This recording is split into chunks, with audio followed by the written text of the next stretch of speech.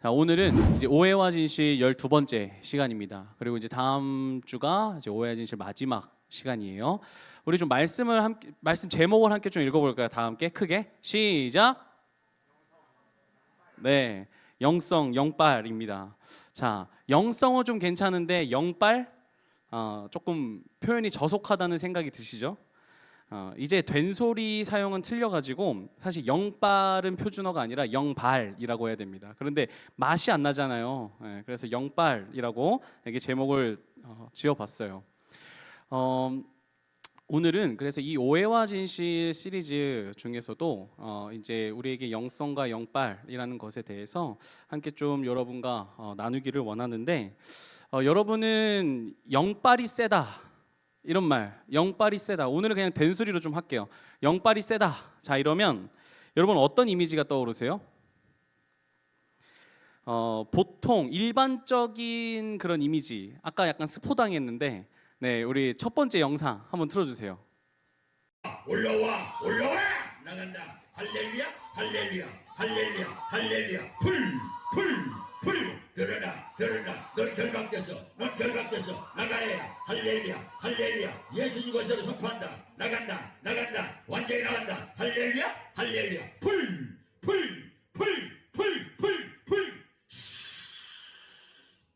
주 예수 그리스도의 권세로 선포한다.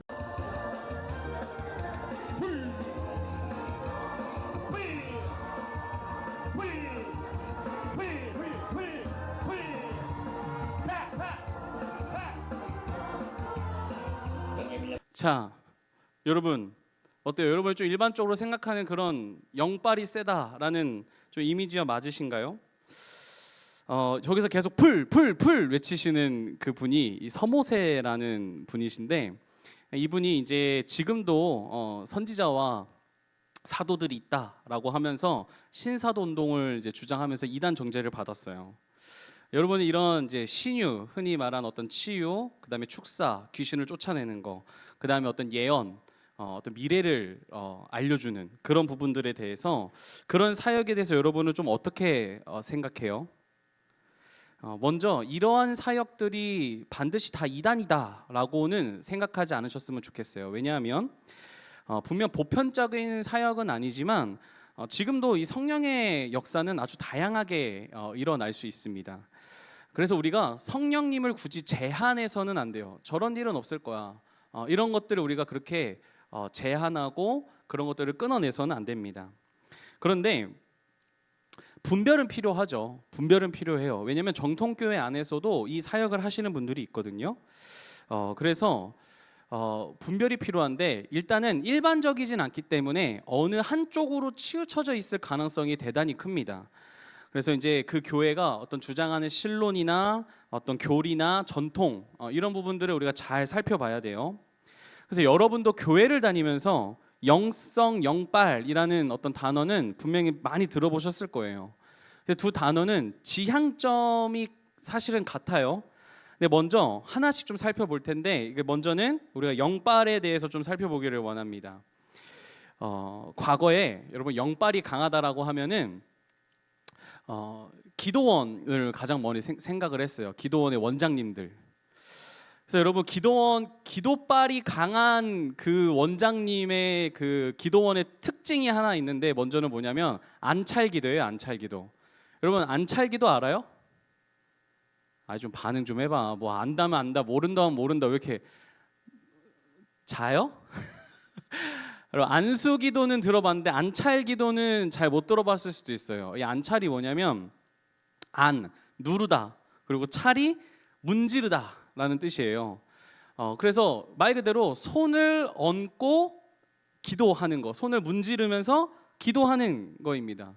그러니까 이게 뭐냐면 은사를 강조하는 측면에서 발전된 어떤 기도의 형식인데, 보통 우리가 집회 같은 데 보면 이렇게 뭐 마음에 손을 얹고 기도하시라고 한다든지, 아니면 아픈 곳이 있다면 그곳에 손을 이렇게 문지르면서 기도하라고 한다든지 뭐 이럴 때 있잖아요. 바로 그러한 기도를 이 안찰 기도라고 하는 거예요. 근데 이 기도원의 원장님들은 문지르다 못해 막 때려요. 거기 막 등짝을 엄청 때리고 그 아픈 곳을 막 엄청 때리거든요. 그래가지고 막 시퍼렇게 막 멍이 드는 뭐 그러한 것도 있습니다. 또 하나 영빨이 강한 기도원의 특징은 철야 기도입니다. 여러분 우리가 생각하는 뭐 단순히 뭐 12시 넘는 철야? 여러분 그 정도가 아니에요. 기도원의 철야는 있죠. 일단 산으로 갑니다. 밤 늦은 시간 산으로 가가지고 다 같이 올라가서 기도하다가 오늘 나에게 주시는 나무를 하나씩 붙잡으라고 합니다. 그리고 나무를 붙잡아요. 그리고 밤새 그 나무가 뽑힐 때까지 기도를 해야 됩니다. 그러니까 나무를 잘 찾아야겠지. 안 믿겨? 진짜야. 그래서 그 나무를 뽑지 않으면 내려오지 않는 그 정도로 정말 이 영빨이라고 하는 그 기도원 센 거는 어떤 당시에 정말 강하게 훈련을 상징하는 그런 부분들이 있었어요. 그래서 사실 이거는 과거뿐만 아니라 지금도 뭐 어디 원장님 어디 기도원이 기도빨이 강하대 영빨이 강하대 이러면서 아직도 그러한 것을 찾아다니시는 분들도 실제로 있습니다. 자, 근데 반면에 여러분 영성이라고 하면 좀 어떤 느낌이 들어요? 영빨에 비해서는 조금 고풍스럽지 않아? 영성하면 뭔가 고풍스러운 느낌이 들지 않아요? 저는 영성이라고 하면은 수도원이 생각납니다. 수도원. 여러분 이제 수도원은 이제 가톨릭에서 이제 가장 먼저 시작이 됐는데, 그래서 이 기독교 역사에 보면은 그 수도사들의 유명한 사람들이 대부분 다 가톨릭 신자예요. 그 중에서도 아시시의 성자라고 불리는 프란치스코라는 인물이 있습니다. 들어보셨는지 모르겠어요. 이 1200년대에 이탈리아 중부 움브리아에 있는 그런 곳에서 태어나신 분인데, 지금도 성 프란치스코 대성당이라고 해서 이렇게 앞에 나오는 것처럼 띄워주세요. 네, 지금도 이렇게 그 프란치스코의 이념을 잇고자 이렇게 성당을 짓고 있는 그런 곳입니다. 자, 프란치스코는 어떻게 생기셨냐? 이렇게 생기셨어요. 네, 띄워주세요. 네, 이거 계속 냅둬 주세요. 자, 여러분 수도사 하면 떠오르는 이미지하고 어떻게 좀 비슷해요? 일단 윗머리가 없어야 돼. 그렇죠? 윗머리가 이렇게 동그랗게 없어야 돼. 그렇죠? 이분이 유명하게 된 일화가 있어요. 어느 날 이분이 예수님을 묵상하는데, 예수님이 여러분 십자가에서 양손과 양발과 옆구리를 이렇게 찔리셨잖아요. 박히셨잖아요. 근데 이분이 예수님을 묵상하는데 갑자기 손에서 피가 흘러가지고 봤더니 양손과 양발에 이렇게 성은이, 예수님처럼 성은이 이제 생겼다라고 하는 거예요. 그래서 사실 여기 그림이 안 보이는데 여기 보여요. 여기 조그맣게. 네, 여기에 이제 요 그 성은이 있는 것을 이제 그린 거예요. 근데 이분이 그 다른 그림을 보면은 지금 뭐 하고 있는 것 같아요? 이 그림 뭐 하고 있는 것 같아요? 새들한테 밥 주고 있는 것 같아요? 이분이 이게 뭐냐면 새한테 설교하는 겁니다. 그러니까 하나님이 지으신 모든 창조물을 형제 자매라고 여겼어요. 그래서 사실은 늑대 습격이 엄청 많은 한 마을에 이분이 이제 갔다가 실제로 그 늑대를 만난 거야. 그래서 그 늑대한테 형제요, 라틴어로 얘기했겠죠? 형제요라고 얘기했는데 그 늑대가 거기서 수그러들어서 진짜 더 이상 사람을 습격하지 않고 그 프란치스코와 형제처럼 지냈다라는 그런 일화가 있습니다. 여러분 어때요? 뭐 영빨처럼 뭔가 막 역동적이진 않지만 일단 대단하죠? 네, 대단하죠. 네. 그래서 사실 이제 꺼주셔도 돼요. 물론 두 단어가 모두 성경이 직접적으로 표현되지 않아요. 여러분이 뭐 영성, 영빨 이렇게 검색을 하면 나오진 않아요. 그러나 영성은 신학적인 용어입니다. 그래서 하나님과의 관계 속에서 삶과 내면이 변화하는 상태를 바로 영성이라고 하고요. 영빨은 우리가 흔히 제 말빨 세다, 장비빨 좋다라고 할 때 그 빨이에요. 그래서 이거는 한국교회에서 생긴 비속어인데, 신앙의 신비나 어떤 신앙에서 나오는 발현되는 힘을 강조할 때 영빨이라는 말을 사용을 합니다. 표현의 차이는 있지만 여러분 궁극적으로는 다 뭐냐? 영적 성숙을 표현해요. 뭘 표현한다고요? 영적 성숙. 자, 그렇다면 여러분 과연 이 앞서 소개한 이런 모습들 정말 그것이 영적 성숙의 본질일까? 정말 영이 강하고 깊다는 것은 무엇일까? 여러분 제가 자주 얘기했어요. 우리는 성장해야 된다고, 우리는 자라나야 한다라는 걸 제가 자주 여러분한테 설교를 했었는데, 여러분 영이 성숙해져야 돼요. 근데 그렇다면 영이 성숙해진다는 것은 무엇일지를 오늘 좀 같이 살펴보기를 원합니다. 여러분 부전자전이라는 말 잘 아시죠? 사자성어. 여러분 스마트폰이 본격적으로 상용화되기 전에는요 집에 다 전화가 있었어요. 뭐 지역번호로 시작하는 전화들 다 있었죠? 눈빛이 왜 그래? 뭐 저하고 세대 차이 느끼는 것처럼 쳐다보네? 저 어이가 없네. 여러분 저 스마트폰 말이죠. 저 군대 거의 말년 병장 전역할 때쯤에 나왔어요. 여러분 스마트폰이 나온 지 뭐 십몇 년밖에 안 된 거 아시죠? 진짜 어이가 없네. 네. 우리 다 비슷해요. 네. 자, 물론 그 전에도 일반 휴대전화는 있었어요. 근데 대부분 어르신분들은 집 전화로 전화를 걸었잖아요.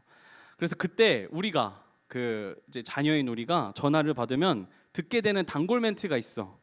그래서 여보세요 하고 전화를 하면 반대에서 할머니가 애비야 나다 이렇게 얘기를 하세요. 할머니 저 재윤이에요. 그럼 뭐라고 하세요? 아이고 너 목소리가 아빠하고 똑같아서 아빠인 줄 알았네. 이런 얘기 들어본 적 없어요? 뭐 진짜 어이가 없네. 자, 이런 일 없어요? 아니면 뭐 명절이나 어른들 만나면 막 이제 뒷모습 보면서 야, 너 뒷모습이 성현아, 너 뒷모습이 엄마랑 그렇게 똑같아. 그렇게 닮았어. 뭐 이런 얘기 안 들어봤어요? 어르신분들이 그렇게 얘기하시잖아요. 야, 이거 공감하라고 했는데 공감이 하나도 안 되는 분위기네. 아니면 자, 이제 20대 한 후반 정도 들어가신 분들 이건 공감할 수 있을 거야. 뭔가 내 행동이나 말투를 문득 내가 부모님하고 닮았네? 이럴 때 없어요? 저는 헛기침 할 때 보면은 이렇게 헛기침 할 때 보면은 아빠가 생각나요. 그 소리를 제가 들으면서. 아니면 아빠의 헛기침이 정말 그런 소리거든요. 그럴 때 있잖아요. 오케이, 공감됐어. 자, 여러분 영빨이 강하고 정말 영성이 깊다는 것은 바로 이와 같은 것입니다. 제가 전에도 말씀드렸는데 아버지 닮음이에요. 아버지 닮음. 신학적으로는 하나님의 형상의 온전한 회복 또는 하나님의 성품 닮음, 이것이 여러분 영성과 영빨에 깊다라는 의미입니다. 그래서 여러분 성경에는 하나님을 아주 그대로 빼어 닮으신 한 분이 나와요. 그게 누구죠? 네, 예수님. 물론 다들 예수님, 하나님을 닮기 위해 살아간 인물들이 있지만 정말로 완전하게 닮은 인물은 단 한 사람밖에 없죠. 그게 예수님이에요. 그래서 성경은 이렇게 말씀합니다. 골로새서 1장 15절 우리 앞부분만 함께 읽겠습니다. 시작. 그는 보이지 아니하는 하나님의 형상이시요. 아멘. 자, 여기서 형상은요 원어로 에이콘이라고 해요. 이것은 보이지 않는 실체를 보이지 않는 실체를 눈으로 볼 수 있도록 완벽하게 나타내어진 것을 의미합니다. 우리가 PC나 스마트폰을 보면은 아이콘 있죠, 아이콘. 네, 아이돌 아이콘 말고 아이콘. 그 아이콘이 바로 이 에이콘에서 파생된 거예요. 채원이가 표정 내가 아이돌 말고 나 봤어. 자, 그래서 여러분 아이콘을 보면은 일단 만약에 게임 아이콘이야 그러면은 그 아이콘을 보기만 해도 사실은 이게 어떤 게임인지 알 수 있잖아요. 그리고 그것을 누르면 어떻게 돼요? 그 안에 프로그램이 어떤 프로그램인지가 우리가 알 수가 있죠. 이게 무슨 말이냐면 예수님은 어떤 분이냐면요 보이지 않는 하나님을 에이콘 우리에게 가장 분명하게 완전하게 보여주신 분이라는 것이 바로 이 골로새서 1장 15절 형상의 말씀입니다. 따라서 여러분 성육식 사건은요 실체가 없으신 하나님을 보고 느낄 수 있는 신비의 사건이에요. 성육신은.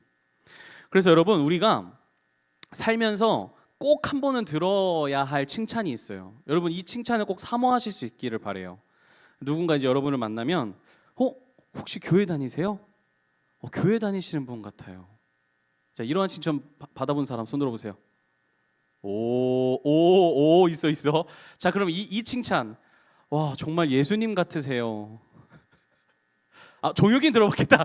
종혁이 손 들고 있대. 네. 예수님 같으세요. 이런 칭찬. 여러분 우리가 살면서 이러한 칭찬은 정말 꼭 받아봐야 합니다. 사람이 감히 하나님을 닮았다라는 것보다 더 큰 신앙의 경지와 축복은 없다라고 생각해요. 여러분, 우리에게 평생에 한 번쯤 정말 예수님 같으십니다라는 그런 소리를 듣는 은혜가 우리에게 있기를 바랍니다. 혹시 어떤 분들은 이 형상을 생각할 때 예수님의 겉모습을 궁금해 하실 수도 있을 것 같아서 제가 준비해 봤어요. 전에는 이제 보신 분들 계시겠지만 못 보신 분들도 있으니까, 자, 일단 우리가 생각하는 예수님, 일반적으로 보는 예수님의 얼굴은 다 이렇죠. 아주 우리에게 익숙해요. 너무 잘생기지 않았어요? 어떤 분은 이 얼굴이 진짜 예수님이라고 생각하시는 분들도 계세요. 그런데 여러분, 조금만 생각해 보면 예수님이 백인일 리가 없죠. 그렇죠? 예수님이 백인일 리가 없어요. 근데 왜 수많은 작품에서 예수님의 모습이 이렇게 그려졌을까? 여러분, 그것은 그러니까 본인이 속한 나라에서 예수님이 친숙한 모습으로 표현될 수 있기를 바라면서, 그래서 친근하게 다가갈 수 있기를 바라면서 그렇게 예수님을 표현한 것입니다. 그래서 실제로 흑인 예수도 있어요. 여러분, 검색해 보시면 흑인 예수도 있습니다. 그런데 또 한편으로는 사실 이 기독교가 유럽, 이 서구 문명이 아주 중심이기 때문에 사실은 우월주의성도 있는 그런 어두운 면도 있기도 합니다. 이 당시 팔레스타인 지역 유대인의 일반적인 모습을 통해서 예수님은 또 이렇게 생기지 않으셨을까 하는 그런 복원 자료가 있어요. 그래서 이렇게 이제 생기셨는데, 자, 일단 피부가 짙은 갈색입니다. 많이 보셨죠? 예수님은 여러분 죽었지만 유골이 되지 않으시고 승천하셨잖아요. 그러니까 유골이 없으니까 어떻게 그걸 할 수도 없어. 단지 그러니까 팔레스타인 일반적인 남성들의 모습입니다. 짙은 피부, 그러니까 갈색 피부, 그리고 검은 머리와 검은 눈, 짧은 곱슬머리, 그리고 당시 신장의 그것을 보면은 평균 한 160에서 170 사이의 키를 가지고 있습니다. 여러분, 혹시 예수님의 이렇게 추측하는 모습을 보고 시험에 드시는 분 계세요? 네, 없으시죠? 네. 여러분, 만일 한번 생각해 보세요. 우리가 예수님을 믿는 데 있어서 그분의 외모가 중요했다라고 한다면 그분이 친히 초상화를 남기셨겠죠. 그렇죠? 근데 성경에서 이미 구약의 하나님이 이러한 말씀하셨어요. 하나님은 사람의 외모를 보지 않으신다. 그러니까 우리에게 중요한 건 뭐예요? 어떤 겉모습이 아니라, 척하는 게 아니라 우리에게 중요한 건 뭐다? 내면, 곧 예수님의 됨됨이. 여러분, 그것이 우리에게 중요한 거예요. 내면이 담는 거. 주님의 마음, 성품, 인격, 삶을 담는 거. 그게 중요하단 말이에요. 그래서 오늘 베드로후서 본문에 이렇게 말씀합니다. 2절과 4절. 여러분, 성경책 다 피셔야 돼요. 이제 성경책 다 보셔야 돼요. 자, 2절과 4절. 뭐 저번에도 얘기했지만 영어로 보실 분들은 앞으로 보시면 됩니다. 네. 자, 2절과 4절. 네, 두 절이에요. 함께 읽겠습니다. 시작. 하나님과 우리 주 예수를 알므로 은혜와 평강이 너희에게 더욱 많을지어다. 이로써 그 보배롭고 지극히 큰 약속을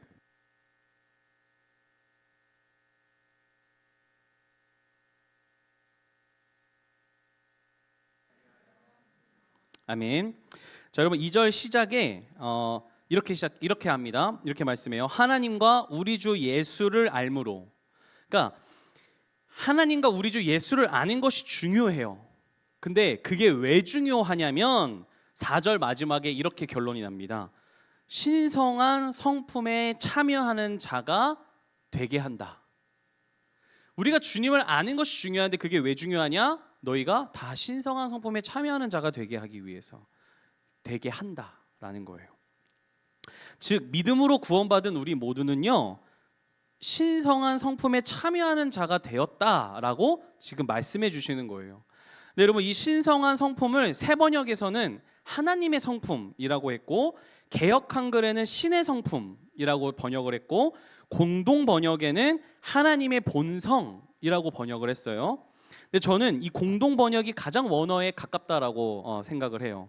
그래서 공동 번역으로 보면 이렇게 됩니다. 우리 모두는 하나님의 본성에 참여하는 자가 되었다.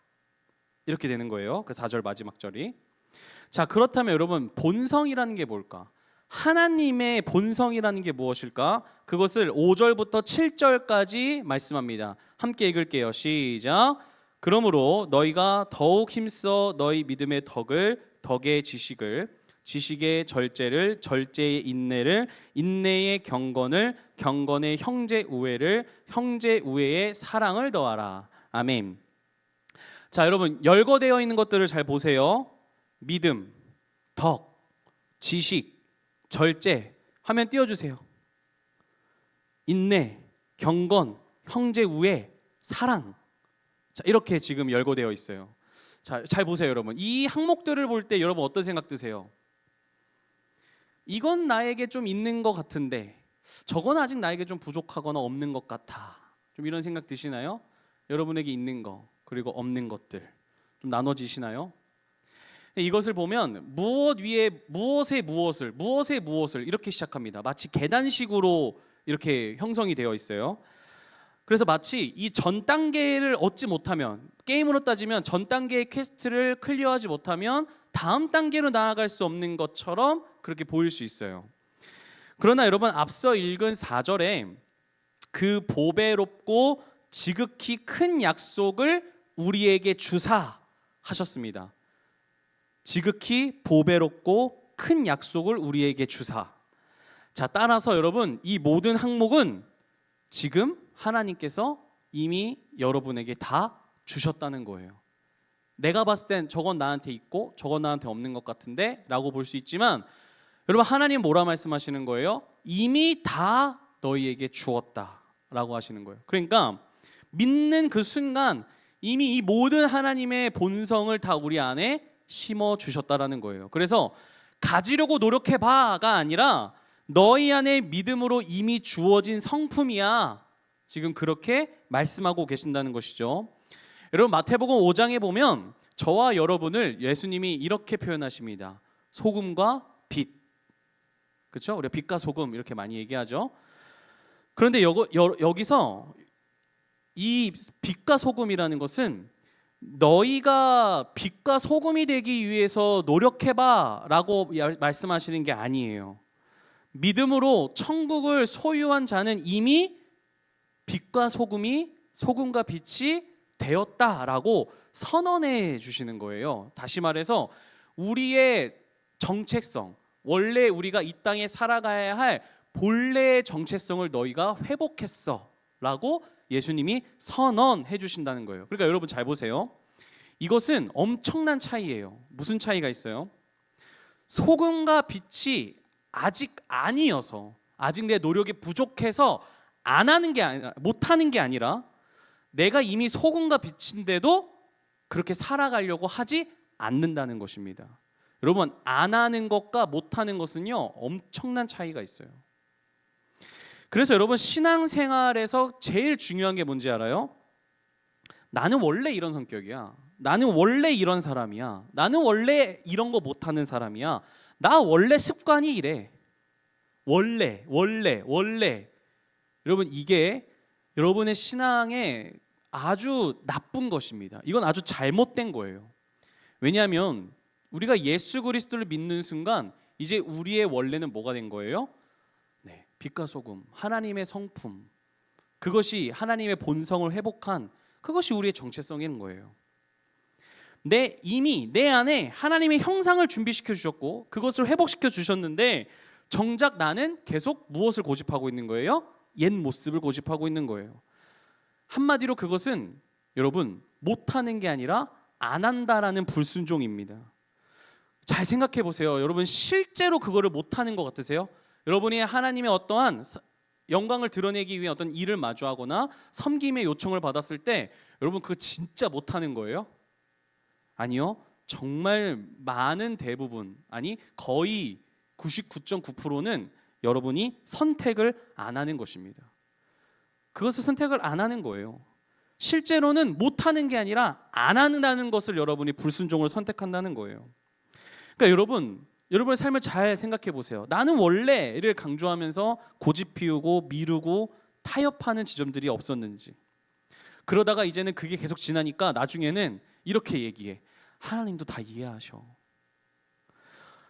그런 가장 좋은 핑계를 대면서 여러분 하나님의 본성에 참여하는 일을 아주 적당히 선을 긋거나 여러분 스스로 어떠한 한계를 난 이 정도면 그래도 훌륭한 그리스도인이지 나 그래도 11조 하는데 나 감사헌금 하는데 나 이 정도면 되는 거 아니야? 라고 여러분들이 하고 있지 않냐라는 거예요. 그런데 여러분 제가 언젠가 이런 말씀을 드렸어요. 하나님은 있는 모습 그대로 받아주시지만 그 모습 그대로 살아가라고 하진 않으신다. 여러분 이거 대단히 중요한 거예요. 여러분 하나님은 우리가 어느 지점에 어느 죄를 지었든지 있는 모습 그대로 일단 다 받아주십니다. 진정한 회개를 하는 자에게. 그런데 하나님은 그 모습 그대로 계속 살아가라고 말씀하시진 않으세요. 왜냐하면 여기에는 어떤 마음이 있는 거예요? 너가 자라나기를 원해, 너가 성장하기를 원해 라고 하는 부모의 마음이 있는 거예요. 여러분 어떤 부모가 나이가 30대 40대가 돼도 여전히 아이이기를 바라는 부모가 없잖아요. 하나님도 마찬가지라는 거예요. 그래서 여러분 여러분의 신앙의 나이를 잘 들여다보셔야 돼요. 우리 나이는 다 20대 30대 성인이죠. 밖에서 민증을 보여주면 다 하나의 객체로서 우리를 다 어떤 성인으로서 인정해주고 다 그렇게 책임과 의무에 대해서 질 수 있는 나이로 인정해 줍니다. 그런데 여러분 여러분의 신앙의 나이는 지금 성인이 아닐 수도 있어요. 잘 들여다보셔야 돼요. 어느 지점에 계속 머물러서 아이인 채로 있을 수 있다는 거예요. 근데 그게 왜 그런 거예요? 못하는 게 아니라 안에서 하나님의 성품을 담는 그 일을 안에서 미뤄서 세상 일 바쁘다 나 지금 이거 준비해야 된다 라는 여러 가지 이유로 여러분들이 하나님을 선택하지 않아서. 근데 여러분 하나님은 우리에게 있어서 그런 마음에 대해서 하나님은 다 뭐라고 말씀하세요? 장성하기를 원해. 이걸 계속 우리에게 표현하고 계신다는 거예요. 그래서 자 베드로후서 1장 8절 여러분 성경 보세요. 이렇게 말씀하십니다. 이게 하나님의 마음이에요. 함께 읽겠습니다. 시작. 이런 것이 너희에게 있어 흡족한즉 너희로 우리 주 예수 그리스도를 알기에 게으르지 않고 열매 없는 자가 되지 않게 하려니와. 아멘. 여기서 흡족하다는 것은 사실은 여기 조금 해석이 부족한데 원어로 보면은 어떤 만족이라는 뜻이 아니라 넉넉해짐을 의미합니다. 넉넉해짐. 그러니까 다시 말하면 점점 풍성하게 자라난다라는 거예요. 그러니까 이것들이 지금 너희에게 있어서 너희를 지금 풍성하게 자라게 해. 점점 너희를 풍성하게 자라게 해. 그래서 너희가 그 일에 게으르지 말고 적극적으로 온 힘을 다하라는 겁니다. 그래서 결국에는 무엇을 맺기를 원하세요? 열매가 없는 자가, 즉 열매 있는 자가 되기를 바란다는 거예요. 장성한 자가 되기를 바란다는 거예요. 그러니까 여러분 열매라는 거는 상징이죠. 뭔가의 최종 형태, 상징이에요. 상징. 어떤 목표 달성의 상징. 그렇다면 여러분 신앙에서 열매는 뭐예요? 제가 이 장성에 대해서 두 가지로 조금 생각해 봤어요. 첫 번째는 내가 하나님의 형상을 온전히 회복하는 열매. 첫 번째 뭐예요? 내가 하나님의 형상을 온전히 회복하는 열매. 자, 그럼 두 번째 뭐예요? 또 다른 열매를 맺게 하는 통로의 열매. 또 다른 열매를 맺게 하는 통로의 열매.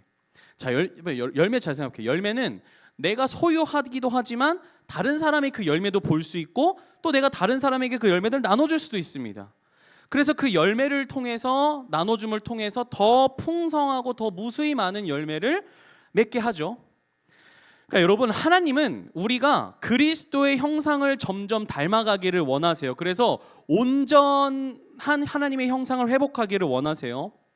그리고 그 과정은 여러분 자연스럽게 그 과정을 통해서 우리는 다른 사람에게 하나님의 형상을 보여준다라는 거예요. 누군가에게 그리스도의 형상을 보여주고 누군가에게 그리스도의 형상을 나눠주고 누군가에게 또 다른 그리스도의 열매를 맺게 한다라는 것입니다. 무엇을 통해서? 여러분이 장성해지는 그 과정을 통해서. 그러니까 다 장성하라 라고 하나님이 말씀하신다는 거예요. 여러분이 열매를 주고 싶은데 열매를 맺고 싶은데 농사를 안 해, 물을 안 줘, 씨를 안 심어, 그러면 어떻게 열매가 나? 간단한 원리예요. 여러분이 예수 그리스도의 한 사람의 그 장성함으로 나아가는 농사의 과정, 물 주는 과정, 그 모든 과정을 통해서 여러분이 열매를 맺고 그것을 통해서 또 다른 누군가에게 보여주고 나눠주고 열매를 맺게 한다는 것입니다. 여러분, 제가 전 교회에 있을 때 그 주변 교육자분들과 함께 운동을 했었어요. 축구를 좋아하셔가지고 함께 이제 축구를 하러 뒤에 있는 비단동산이라는 곳이 있었는데 그 작은 산에 가서 이제 가면 이제 풋살장이 있고 넓은 축구장이 있었거든요. 그래서 거기서 이제 함께 운동을 했었습니다. 이제 그때는 이제 제가 청년이었어요. 청년이었는데 이제 아시는 목사님, 가깝게 지내는 목사님 따라서 운동할래? 라고 해서 좋아요. 해서 갔습니다. 근데 가보니까 제가 감리교잖아요. 근데 감리교 목사님들만 있는 게 아니라 이제 초교파로 모였어요. 초교파는 무슨 뜻이냐면은 교파를 초월한다. 그래서 뭐 성결교, 감리교, 뭐 장로교, 순복음교 막 이렇게 이런 이제 목사님들이 다 담임 목사님 하시는 분들이 다 이렇게 모였었습니다. 그래서 이제 몇 주 운동을 하면서 이제 친해지고 또 쉬는 시간에 이런저런 얘기를 나누는데 제가 대단히 충격받은 사건이 있었습니다. 이제 어떤 한 목사님과 제가 얘기를 나누는데 갑자기 제게 이렇게 물어보시는 거예요. 재훈 청년, 그러니까 이제 반말이죠. 그냥, 재훈아, 너 뱀주 먹어봤어? 이렇게. 여러분, 이것은 트루입니다. 저한테 너 뱀주 먹어봤어? 이렇게 물어보시는 거예요. 그래서 제가 청년이니까 어떤 술에 대한 교훈을 주시려나 보다 이렇게 생각을 하고 아니요, 저는 마셔보지 못했습니다 이렇게 했더니 저한테 이렇게 말씀하시는 거예요. 그게 정말 맛있고 몸에 좋은데 내가 다음 주에 너한테 한 병 줄게. 자, 그때까지도 저는 아주 순수한 청년이었기 때문에 그때까지 제가 20대 중후반 그쪽 나이였거든요. 아주 순수했기 때문에 제가 그때까지도 하나님이 나를 시험하시는구나. 정말 그렇게 생각했어요. 하나님이 이 목사님을 통해서 나를 시험하시는구나. 왜냐면 제가 이제 전에도 얘기했지만 20대 중반까지 열심히 타락한 생활을 하다가 제가 주님을 만나고 막 이제 새로운 삶을 살 때였거든요. 그래서 하나님이 나를 시험하시는구나. 그래서 제가 그런 마음을 갖고 네 이렇게 이제 말씀을 드렸는데 그 다음 말이 저에게 그분이 정말 진심이었다는 걸 알게 됐습니다. 저한테 이렇게 말씀하셨어요. 나는 주일 예배 마치고 산으로 뱀 잡으러 가서 그거를 술을 담그는 게 취미야. 이렇게 말씀하셨습니다. 너무 충격적이죠. 여러분, 또 다른 목사님이 계셨어요. 근데 그 목사님은 딱 봐도 되게 좀 건장해. 되게 그 운동에 열성이신 목사님 있잖아요. 그분이 이제 몇몇 자기 교회 청년들을 이제 운동 좋아하는 청년들을 데리고 오셨습니다. 근데 제가 또 한 번 충격을 먹었어요. 처음에는 되게 온화해. 축구를 시작하잖아요. 그러면 그때부터 만약에 패스를 실수하거나 뭔가 볼을 패스를 잘못하거나 뭔가 실수를 하잖아. 그럼 그때부터 욕을 하십니다. 야이 제가 할 수가 없어. 야이 비읍시옷 이렇게. 그리고 야이 땡땡아 이렇게 욕을 하십니다. 안 믿기시죠? 다양한 욕을 여러분 상상에 맡기겠습니다. 근데 여러분, 점점 청년들이 다 오지 않아요. 그 이후로 저도 그 뱀주 목사님과 더불어서 이분의 그 모습을 보면서 제가 충격을 받아가지고 더 이상 그 축구 자리에 나가지 않게 되었습니다. 여러분, 아마 본인들은 거기에 이제 크고 작은 교회들이 다 모였거든요. 아마 본인들은 담임 목사이고 또 어떤 다들 담임 목사 정도 되면 그래도 이제 목회를 적어도 20-30년은 다 하신 분들이니까 어떤 영적으로 자신에게 어떤 권위가 있고 또 영적으로 어떤 우위에 있다라고 생각할지 모르겠어요. 그런데 여러분, 축구하기 전에 막 기도도 하고 막 이러거든요. 근데 여러분, 저는 그분들의 모습을 보면서 예수님의 흔적과 형상을 단 한 군데서도 찾아볼 수가 없었습니다. 우리 찬양팀 올라와 주세요. 사랑하는 여러분, 제가 자주 말씀드리는 이제 한 박사님이 계시죠. 너무 사랑하는 이어령 박사님이십니다. 그 이어령 박사님이 이러한 말씀을 하셨어요. 잘 들어보세요. 영적인 사람은 신을 보는 것이다. 다시 한번, 영적인 사람은 신을 보는 것이다. 꿀벌이 적의 선과 자의 선을 보고 사람이 사람의 기운을 느끼듯이 영성이라는 것은 결국 하나님을 보고 느낀다라는 거예요. 제가 이현원 박사님을 사랑하지 않을 수가 없어요. 이게 하나가 너무 다 주옥주옥 너무 깊어요. 그래서 이렇게 말씀하세요. 진짜 영성은 추상적일 수 없다. 실제이고 현실이다. 이렇게 말씀하세요. 왜? 보고 느끼니까. 실제의 삶에서 신을 보고 느끼기 때문에 그 보고 느끼는 사람은 삶이 추상적일 수 없다는 거예요. 실제적이라는 거예요. 여러분 어때요? 이러한 부분이 때로는 어쩌면 우리에게 부담될 때가 있습니다. 예수님을 믿는다는 게 참 부담될 때가 있어요.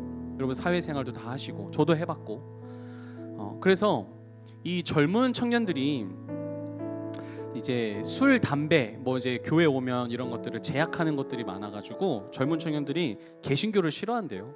이렇게 이런 교회 오기를 싫어한대요. 하도 제약하는 게 많아서. 그러니까 종교는 그저 심리적인 안정을 위한 수단으로만 두고 싶은 것이죠. 그러나 여러분 이러한 시대에도 여러분 예수를 믿는 것에 진심인 여러분, 하나님을 믿는 것에 진심이셔서 지금 이 자리에 계신 여러분, 분명 주님을 닮고 따른다는 것은 쉽지 않은 일입니다. 손해와 불편을 감수해야 될 때가 있어요. 많아요. 사실은 내가 예수님을 더 잘 믿어볼수록 더 손해와 불편을 감수해야 될 때가 많습니다. 그래서 가끔 아마 어떤 분들은 지금도 어떤 자리에서는 내가 하나님을 믿는 것을 숨기고 계신 분들도 있을 수 있어요. 근데 여러분 조금 다른 마음을 가져보기를 원합니다. 절제, 정직, 헌신, 섬김, 선택, 마음의 찔림, 그리고 어떤 주변 눈치를 생각하게 되는 거. 여러분 그것이 왜 내 안에 그것을 내 안에서 왜 지키고 싶어 할까? 왜 그것이 찔릴까? 왜 눈치를 보게 될까? 그것은 이미 내 안에 하나님이 계시기 때문 아닐까요? 하나님이 계시기 전에는 그런 거 눈치 볼 필요 없었잖아. 예수 그리스도를 통해서 하나님의 형상이 우리 안에 회복되었기 때문 아닐까요?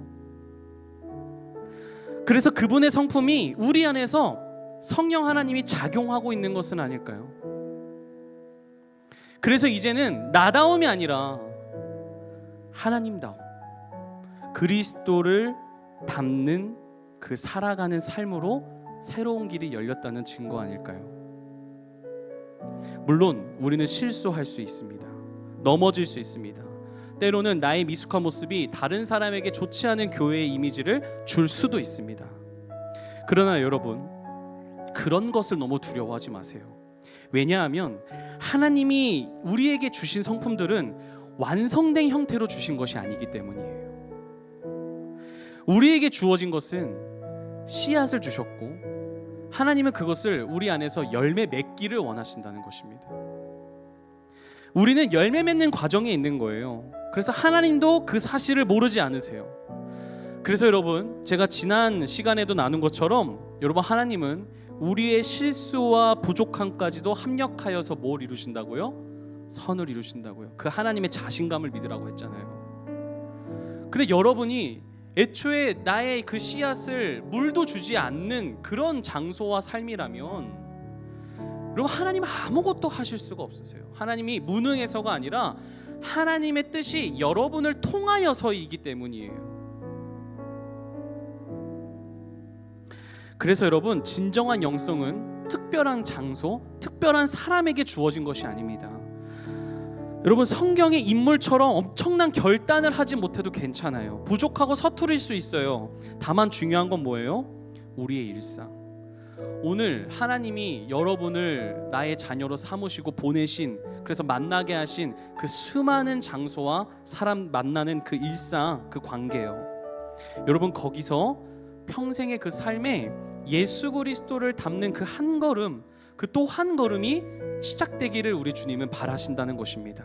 그걸 원하세요. 그리고 여러분이 그 힘쓰는 모든 과정을 통해서 여러분은 장성한 자녀가 되고, 그리고 주변 사람들은 하나님께서 또 다른 씨앗과 열매를 맺게 하신다는 것이죠. 부전자전, 여러분 그 영성의 길을 가는 우리를 통해서 하나님께서 하나님의 나라와 영광의 열매를 맺게 하십니다. 여러분이 하는 게 아니라 하나님이 그렇게 하세요. 그러니까 여러분 하나님을 자랑하시기를 바랍니다. 여러분의 새로운 정체성으로 살아가는 그 걸음만 멈추지 마세요. 제약하지 마세요. 제한하지 마세요. 여러분 이 귀한 축복의 길을 가는 여러분에게 진정한 영성, 그 길을 가고자 하는 여러분에게 도전과 용기와 순종의 은혜가, 그리고 여러분의 삶의 열매가 가득하실 수 있기를 우리 주님의 이름으로 축복하기 원합니다. 함께 찬양하고 기도하겠습니다.